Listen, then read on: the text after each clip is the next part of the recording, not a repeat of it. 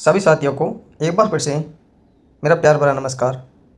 आज फिर से एक नए वीडियो में आपके बीच हम उपस्थित हो चुके हैं, जिसमें पढ़ेंगे राजस्थान की सांस्कृतिक रीति रिवाज एवं सामाजिक कुरीतियों के बारे में। ये एग्जाम पॉइंट ऑफ व्यू से ये टॉपिक बहुत महत्वपूर्ण होने वाला है। सभी से गुजारिश है कि अपने साथियों में वीडियो को शेयर करें और अधिक लोगों को बताएं। तो चलिए हम स्टार्ट करते हैं आज का वीडियो पहले क्वेश्चन के साथ। हमारा पहला क्वेश्चन है, जन्म के समय एक आयोजन जिसमें पूजा के लिए गांव के कुएं पर शोभा यात्रा ले जाई जाती है, उसको किस नाम से जाना जाता है? उसको किस नाम से जाना जाता है? उसको जलवा समारोह या जलवा पूजन या कुआ पूजन के नाम से जाना जाता है। तो इस प्रश्न का हमारा सही उत्तर 2 नंबर हो जाएगा। अब इस प्रश्न की व्याख्या दे रखी है, उसे इस प्रकार है। राजस्थान में बालक के जन्म के कुछ दिन बाद बालक की माँ को कुएं पर ले जाकर पूजा की जाती है। इसे जलवा पूजन या कुआ पूजन भी कहते हैं। नेक्स्ट प्रश्न है, जड़ूला एक प्रमुख संस्कार है, इसे कहते हैं जड़ूला एक प्रमुख संस्कार, इसे क्या कहते हैं? इसे कहते हैं चूड़ाक्रम। क्या कहते हैं? इसे चूड़ाक्रम कहते हैं। इस प्रश्न का राइट आंसर ऑप्शन नंबर 3 हो जाएगा। इसकी व्याख्या है, इस व्याख्या इस प्रकार है। राजस्थान में बच्चे के 2 या 3 वर्ष के हो जाने पर बच्चे को किसी तीर्थ स्थान पर ले जाकर उसके केश मुंडवाए जाते हैं, जिसे जड़ूला या मुंडन या चौल या चूड़क्रम कहा जाता है। ठीक है, तो चलते हैं अगले प्रश्न पर। अगला प्रश्न है, कौन सा संस्कार जन्म से संबंधित है? कौन सा संस्कार जन्म से संबंधित है? ये संस्कार जब संबंधित है किससे? ये जड़ूला जन्म से संबंधित है। ऑप्शन नंबर 4 इस प्रश्न का सही उत्तर है। अगला प्रश्न है, किस समारोह में किसी देवता या देवी के सामने छोटे बच्चे के बाल पहली बार काटे जाते हैं? तो उसको क्या कहते हैं? उसको जड़ूला कहते हैं। क्या कहते हैं? जड़ूला कहते हैं। ऑप्शन नंबर 3 इस प्रश्न का सही उत्तर है। तो साथियों, आपको ये जानना है कि अलग अलग एग्जामों में एक क्वेश्चन को किस तरह से पूछा गया है, इसलिए आप देख सकते हो कि ये टॉपिक कितना मोस्ट इंपॉर्टेंट है एग्जाम की दृष्टि से। अगर आप ये क्लास देख लेते हैं तो इससे कोई क्वेश्चन बाहर नहीं जाएगा। ये वही क्वेश्चन है जो किसी एग्जाम में पूछे गए हैं। तो चलिए अगले प्रश्न पर चलते हैं। अगला प्रश्न है, राजस्थान में जीवन में ढूंढ है। राजस्थान लोक जीवन में ढूंढ है। राजस्थान लोक जीवन में ढूंढ है, इसका क्या मतलब है?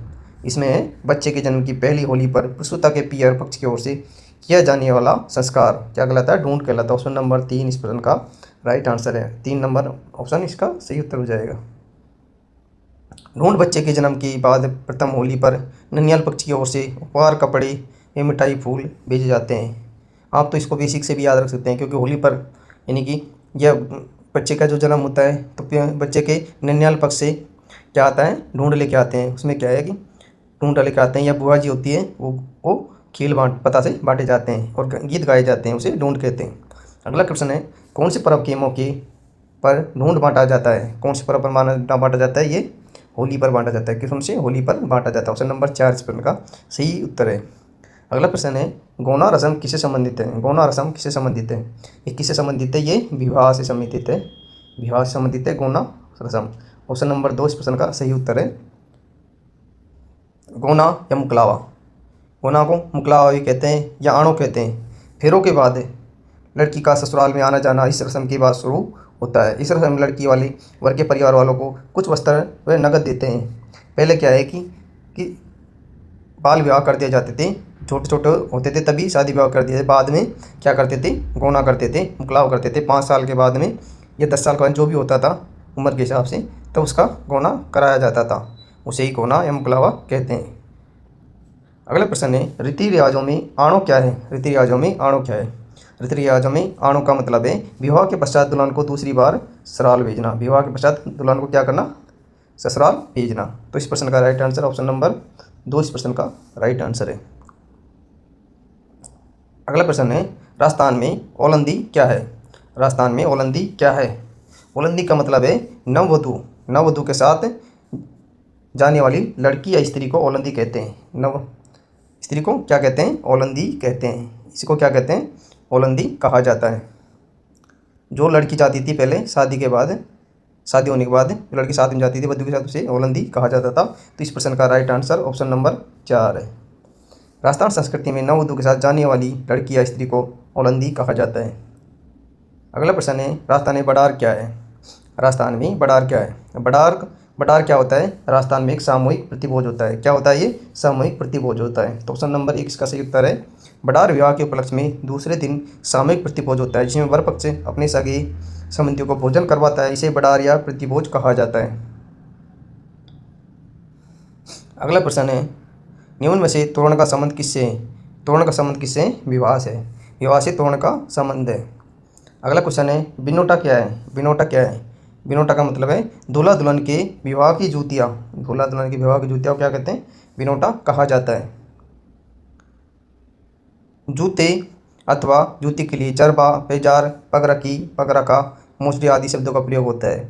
विवाह उत्सव पर वर वधू के लिए बनने वाली जूतियाँ चौब वाली कहलाती है। क्या कहलाती है? ये चौब वाली कहलाती है। ये चौबे वाली कहलाती है।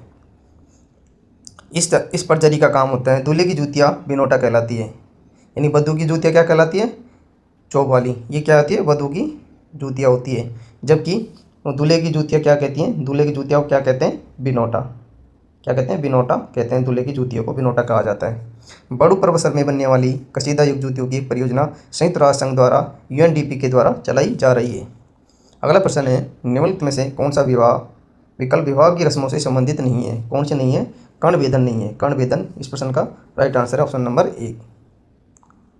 अगला प्रश्न है, वह परंपरा जिसमें दूल्हे की बारात के घर से चले जाने के बाद घर की स्त्रियों द्वारा लोक नाट्य किया जाता है, क्या कहलाता है? लोक नाट्य किया जाता है वो क्या कहलाता है? टूटिया कहलाता है। क्या कहलाता है? टूटिया। ऑप्शन नंबर 3 इसका सही उत्तर है। अगला प्रश्न है, बारात के स्वागत की रस्म को क्या कहा जाता है? बारात की स्वागत की रस्म क्या कहा जाता है? शामिला कहा जाता है। क्या कहा जाता है? शामिला। ऑप्शन नंबर 1 प्रश्न का राइट आंसर है। राजस्थान में जब बारात वधु पक्ष के यहाँ पहुँचती है तो नाई बारात आगमन की सूचना लड़के वालों को देता है। इसके बाद लड़के वाले बारात की आगवानी करते हैं, जिसे शामिला या कमाओ या मधुपरक कहते हैं। इसके अंतर्गत लड़की वाले वर को टीका लगाकर भेंट देते हैं। अगला प्रश्न है, राजस्थान में शामिला शब्द किस अवसर पर प्रयुक्त होता है? शामिला शब्द किस अवसर पर प्रयुक्त होता है? ये विवाह के अवसर पर प्रयुक्त होता है। कौन से? विवाह के अवसर पर यह प्रयुक्त होता है। ऑप्शन नंबर 2 इस प्रश्न का सही उत्तर है। अगला प्रश्न है, काकनडोरडा बिंदोली शामिला राजस्थान में किस अवसर से संबंधित है? काकनडोरडा बिंदोली शामिला राजस्थान किस अवसर से संबंधित है? ये विवाह से संबंधित है। कौन से विवाह से संबंधित है? क्योंकि विवाह से पहले बिंदोली निकाली जाती है, काकन डोना बांधे जाते हैं। ये विवाह से संबंधित है। ऑप्शन नंबर 3 इस प्रश्न का राइट आंसर है। निम्न में से किस समारोह का संबंध विवाह से? किसका संबंध है विवाह से? टीका। टीका का संबंध विवाह से। पनघट पूजन। पनघट पूजन क्या है? पनघट पूजन होता है जड़ूला। जड़ूला से पनघट पूजन का संबंध होता है, जड़ूला से।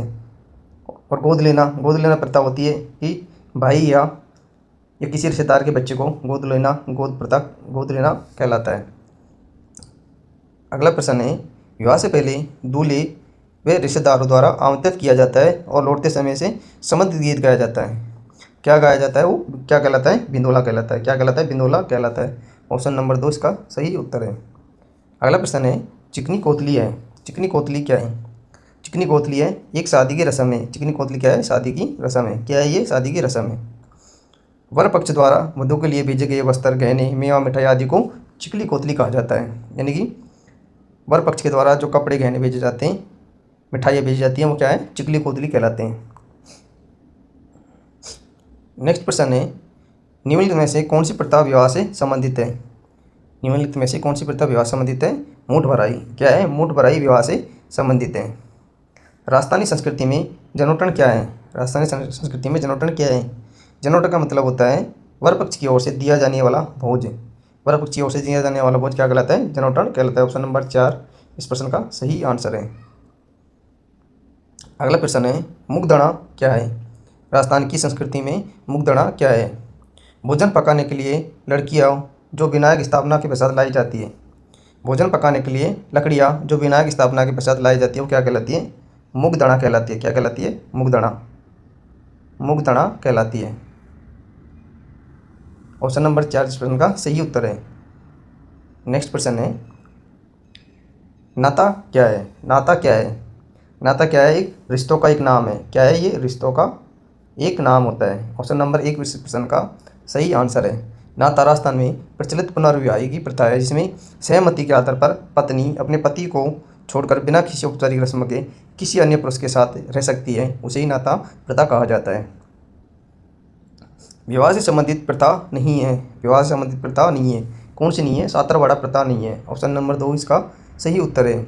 सातरवाड़ा मृतक की जब अंत्येष्टि क्रिया संपन्न हो जाती है तब उसके घर पड़ोस में चूल्हे नहीं जलाए जाते हैं। अंत्येष्टि क्रिया में गए हुए व्यक्ति घर आकर स्नान कर मुखिया के घर जाकर उन्हें संतावना देते हैं। उसी को क्या कहते हैं? सातरवाड़ा कहते हैं। सातरवाड़ा कहा जाता है उसी को। ठीक है। अगला प्रश्न है, मृतक को शमशान ले जाने के लिए प्रयुक्त बांस या लकड़ी की अर्थी को क्या कहा जाता है? उसको क्या कहते हैं? बैकुंठी कहते हैं। क्या कहते हैं? बैकुंठी कहा जाता है। बैकुंठी कहा जाता है। ऑप्शन नंबर 3 इस प्रश्न का सही आंसर है। मृत व्यक्ति को शमशान घाट ले जाने वाली लकड़ी की सैया को बैकुंठी कहते हैं। भद्र का संबंध किससे है? भद्र का संबंध किससे है? भद्र का संबंध अंत्येष्टि से है। किससे? अंत्येष्टि से।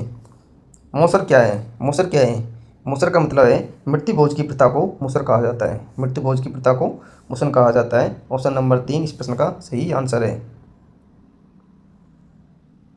मौसर को नुक्ता या बारवा भी कहा जाता है। राजस्थान में व्यक्ति की मृत्यु के 12वें दिन ब्राह्मण से हवन करवाकर ब्राह्मणों व संबंधियों को भोजन करवाया जाता है, जिसे मौसर कहा जाता है और उसे मृत्यु भोज भी कहते हैं। मौसर मृत्यु भोज की प्रथा है। अगला प्रश्न है, मृत्यु उत्सव के लिए राजस्थान में कौन सा एक नाम है? कौन सा एक नाम है? मौसर है। कौन सा है? मौसर है जो मृत्यु उत्सव पर किया जाता है। कौन सा? मौसर। तो ऑप्शन नंबर 2 इस प्रश्न का सही आंसर है। अगला प्रश्न है, मोताणा प्रथा के संबंध में निम्न में से कौन सा कथन सही है? कौन सा कथन सही है? ये किसी व्यक्ति की संदिग्ध मृत्यु होने पर मृत्यु स्थान के स्वामी को हर्जाना वसूलना मोताणा प्रथा कहलाता है। मोताणा मरने के बाद खून खराबे के बीच हर्जाना वसूलना उदयपुर संभाग के आदिवासियों में प्रचलित सामाजिक प्रथा है। इसमें आरोपित पक्ष द्वारा तय जुर्माना नहीं भरा जाता है तो उत्तरदायी माने जाने वाले घर उसके संबंधियों पर हमला बोल दिया जाता है। निम्नलिखित में से कौन सी प्रथा विवाह समारोह से संबंधित नहीं है? कौन सी नहीं है? पानीवाड़ा। पानीवाड़ा विवाह से संबंधित प्रथा नहीं है। ऑप्शन नंबर 4 इस प्रश्न का सही उत्तर है। पानीवाड़ा व्यक्ति की मृत्यु के समय सब लोग एकत्र होकर स्नान करके शोकायुक्त को संतावना देते हैं। इस प्रकार के स्थान को पानीवाड़ा कहते हैं। रात्रि भर जागरण क्या कहलाता है? रात्रि भर जागरण क्या कहलाता है? ये ओज को कहलाता है। ओज को कहलाता है। अगला प्रश्न है, राजस्थान में त्याग प्रथा का संबंध किस वर्ग के समाज से था? किस वर्ग के समाज से था? ये क्षत्रिय वर्ग के समाज से था त्याग प्रथा का।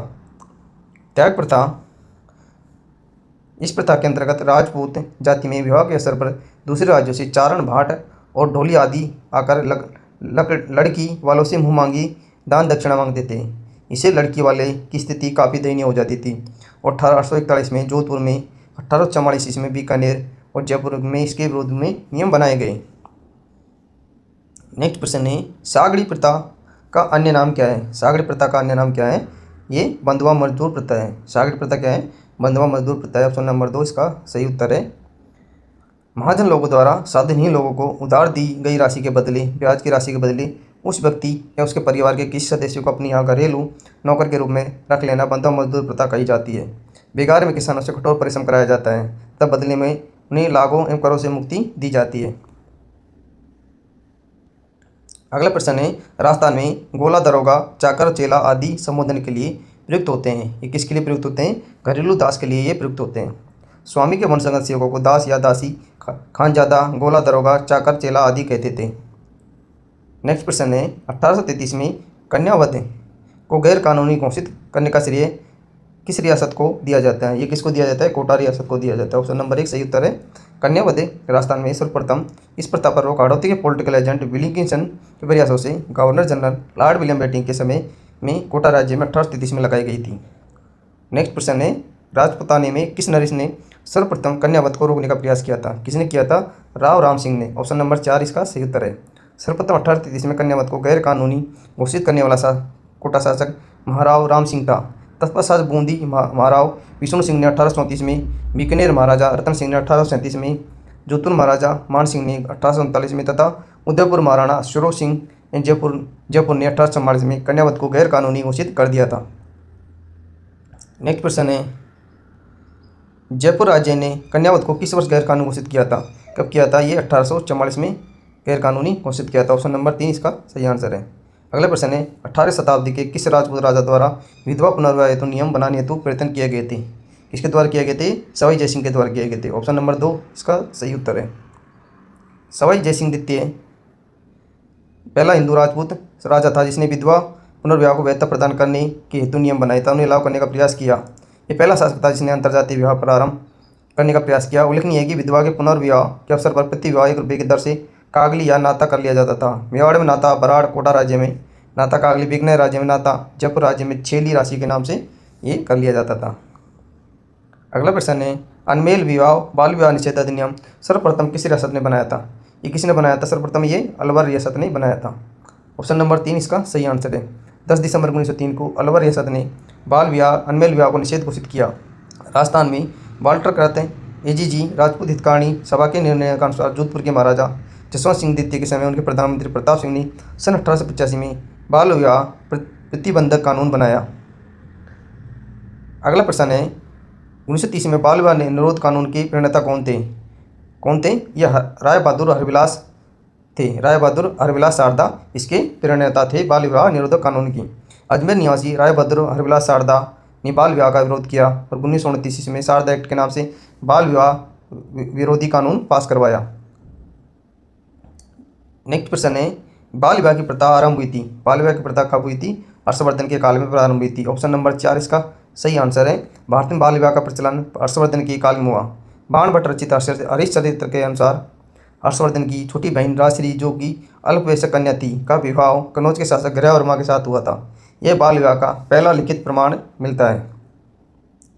नेक्स्ट प्रश्न है डाकन प्रथा मुख्य रूप से किस जनजाति में पाई जाती है? ये किस में पाई जाती है? ये भील मीणा में पाई जाती है। भील मीणा में ये प्रथा पाई जाती है। डाकन प्रथा चुड़ैल प्रभावित स्त्री को डाकन होने का आरोप लगाकर उसे मार डालने की प्रथा को डाकन प्रथा के नाम से अभिहित किया जाता है। पूर्व में भील व मीणा डाकन प्रथा विद्यमान थी। इसको सर्वप्रथम 1853 में उदयपुर राज्य मेवाड़ महाराणा स्वरूप सिंह के समय खैरवाड़ा में मेवाड़ भील कोर कमांडेड जेसी ब्रुक ने गैर कानूनी घोषित किया। अगला प्रश्न है उदयपुर राज्य में डाकन प्रथा पर प्रतिबंध कब लगाया गया था? ये 1853 में लगाया गया था। ऑप्शन नंबर 2 इसका सही उत्तर है। राजस्थान में सती प्रथा सर्वप्रथम निषेध की गई थी। कब की गई थी? कहाँ की गई थी? जयपुर में की गई थी। राजस्थान में सर्वप्रथम सती प्रथा पर रोक लगाने का प्रयास जयपुर के महाराजा सवाई जयसिंह द्वितीय द्वारा किया गया था। ब्रिटिश प्रभाव से प्रभावित राजस्थान में सर्वप्रथम सती प्रथा को बूंदी नरेश राव विष्णु सिंह ने 1822 में गैर कानूनी घोषित किया। तत्पश्चात बीकानेर में 1825 में अलाव नरेश महाराज बनी सिंह ने 1830 में, जयपुर नरेश राम सिंह ने 1844 में, डूंगरपुर नरेश महारावल डूंगर सिंह ने 1844 में, बांसवाड़ा नरेश लक्ष्मण सिंह ने, प्रतापगढ़ महारावल गणपत सिंह ने 1861 में सत्य प्रथा को गैर कानूनी घोषित कर दंडनीय अपराध बनाया था। नेक्स्ट प्रश्न है गवर्नर जनरल लॉर्ड बेटिंग ने कि निम्नलिखित स्तर पर सत्य प्रथा को रोक लगाने का आदेश दिए थे वो कौन सा हुकम सही है? सही नहीं है। कौन सा सही नहीं है? ऑप्शन नंबर 3 इसे सही नहीं है। सती प्रथा को सबसे पहले कब और कहाँ गैर कानूनी घोषित किया गया था? कब किया गया था? ये बूंदी में किया गया था 1822 में। 1822 में बूंदी में किया गया था। ऑप्शन नंबर 3 इसका सही आंसर है। अगला प्रश्न है 1844 में किस राज्य की रीजेंसी काउंसिल ने ये घोषणा की कि सत्य प्रथा एक दंडनीय अपराध है? ये किसने की थी? जयपुर रेजिडेंसी ने की थी। ऑप्शन नंबर 4 इसका सही उत्तर है। रूप कंवर नामक महिला किस घटना से संबंधित थी? ये सती प्रथा से संबंधित थी। सती प्रथा इस प्रथा के अनुसार स्त्री अपने पति की मृत्यु के बाद पति के साथ चिता पर जल जाती थी। ये प्रथा राजपूतों में सर्वाधिक प्रचलित थी। 4 सितंबर 1987 में देवराला सवाई माधोपुर नीम का थाना जिला में रूप कंवर नामक स्त्री जब अपने मृत पति माल सिंह शेखावत के साथ रहती हुई तो इस कांड ने पूरे प्रदेश में सती प्रथा की विरुद्ध लहर पैदा की। इसी कारण राजस्थान सरकार ने राजस्थान सती निवारण अध्यादेश 1987 में लागू कर इस प्रथा पर कानूनी रोक लगा दी। नेक्स्ट प्रश्न है सती रोकथाम अधिनियम 1987 कानून किस राज्य सरकार द्वारा लागू किया गया था? ये राजस्थान सरकार द्वारा लागू किया गया था। सती रोकथाम अधिनियम को राजस्थान सरकार द्वारा कब लागू किया गया था? ये 1987। कब से? 1987 में लागू किया गया था। तो साथियों ये था राजस्थान की प्रथाओं से संबंधित एक महत्वपूर्ण टॉपिक। आपको सेशन कैसा लगा? अच्छा लगा हो तो हमारे चैनल को सब्सक्राइब करना और अपने साथियों में शेयर करना। तो मिलते हैं ऐसे ही नए टॉपिक के साथ अगले वीडियो में। तब तक के लिए थैंक यू, धन्यवाद।